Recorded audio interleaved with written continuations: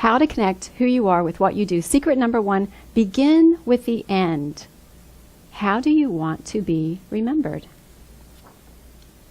As a strategic thinker, I often like to start out meetings with saying something like, what is the goal of this meeting? Or what is the business issue that we're trying to solve here? Or even, what does success look like? Author Michael Gerber takes this idea of beginning with the end in mind to an extreme in his book, The E-Myth Revisited. And he says that I'd like you to imagine that you are in a room, you're about to attend one of the most important occasions of your life. It will be housed in a room that is filled with, big enough to have all of your family and all of your friends and all of your associates, anyone and everyone to whom you are important and who is important to you.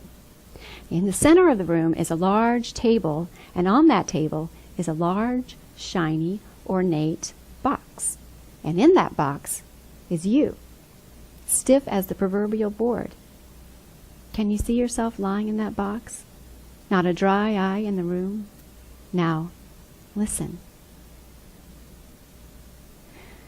This is not meant to be morbid. The idea behind this exercise is to remind us that life is short. And when we leave, the only thing that we leave behind are the memories that we created and the lives that we touched.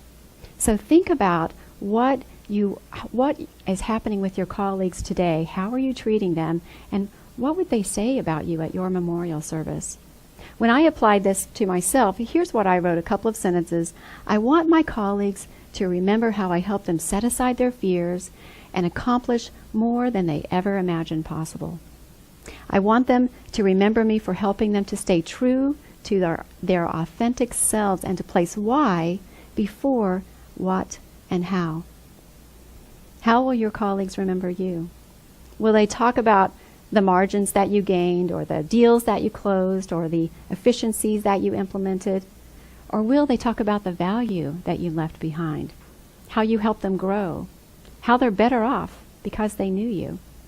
The good news is you have the power to shape those conversations starting today.